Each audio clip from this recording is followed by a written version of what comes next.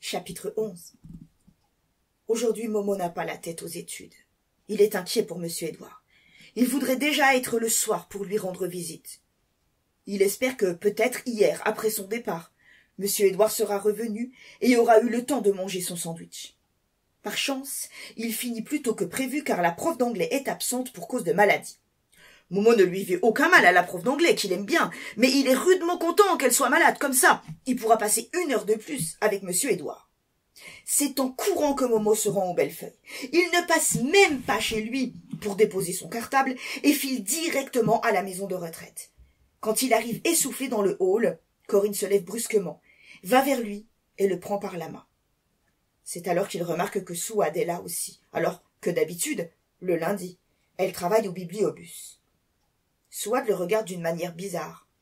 Plus bizarre encore que la fois où elle lui a expliqué que M. Édouard était malade. « T'es venu voir M. Édouard ?»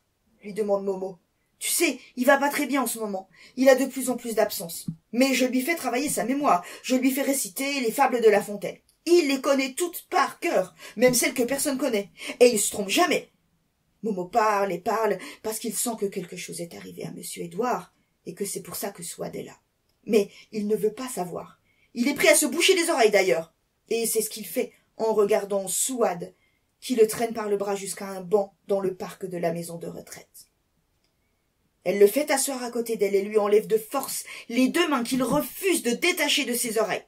« Mohamed !» crie-t-elle alors, en utilisant son nom en entier. « Écoute-moi, il faut que tu m'écoutes !»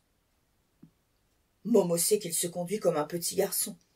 Il a honte de sa faiblesse devant une fille, même si c'est Souad et que ce n'est pas une fille comme les autres. Il retire alors ses mains, qu'il pose sur ses genoux, et attend. « Momo, » dit Souad, « Monsieur Édouard nous a quittés cette nuit. » Souad a dit « nous a quittés ». Elle n'a pas dit qu'il est mort. « Pour où ?» demande Momo. « Pour l'éternité », répond Souad en libérant les larmes prisonnières dans ses yeux. Momo a compris. Monsieur Édouard est parti pour toujours. Il se lève et remonte l'allée en courant si vite que Souad n'arrive pas à le rattraper. Il arrive dans le hall de la maison de retraite et sans laisser cette fois le temps à Corinne de l'intercepter, il se précipite vers la chambre 107. La porte est ouverte et 2 femmes sont en train de faire le ménage. Il ne reste rien des affaires de Monsieur Édouard. Juste le sandwich aux rillettes, qu'une des 2 femmes prend et jette dans une poubelle. Momo tourne le dos à la pièce et quitte la maison de retraite en courant. Il ne veut pas voir Souad, il ne veut voir personne. Il retourne sur la butte, s'allonge sur son banc et part sur son île. Ça fait très longtemps qu'il n'y est pas retourné. Depuis qu'il connaît Monsieur Édouard, en fait. Quelques jours plus tard, environ 1 semaine, quelqu'un frappe le soir à la porte. « Chkoum, qui c'est ?» dit la mère. « J'y vais !» lance Yasmina.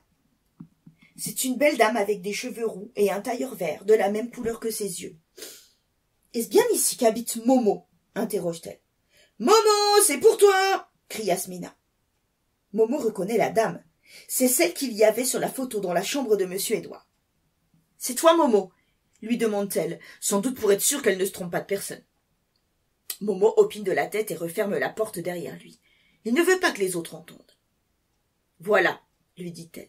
« Je suis la fille de Monsieur Édouard. Avant de mourir, alors qu'il allait encore à peu près bien, il m'avait dicté quelques mots à ton intention. Je suis venue te les remettre. Il t'a fait don des livres qu'il préférait. Il y en a 2 caisses que je te ferai livrer bientôt. Je voulais aussi te dire que tu as été le bonheur de la fin de sa vie, et je t'en remercie.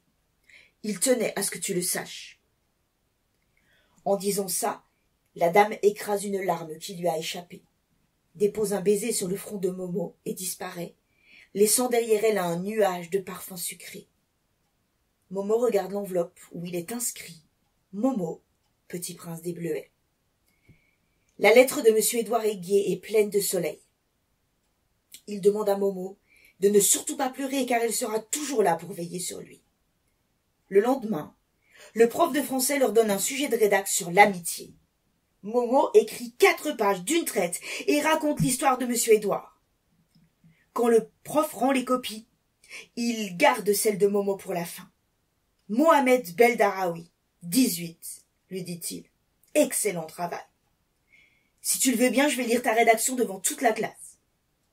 Momo est tout rouge et garde la tête baissée tout au long de la lecture. Les élèves écoutent en retenant leur souffle. On entend même quelques reniflements. À la fin du cours, Émilie, une fille qui est toujours première en français et que Momo trouve très jolie, s'approche de lui. « J'ai beaucoup aimé ta rédaction, » lui dit-elle. « Je pourrais m'asseoir à côté de toi. Moi, plus tard, je voudrais être écrivain et toi ?»« Moi aussi, » répond Momo. « Écrivain français. »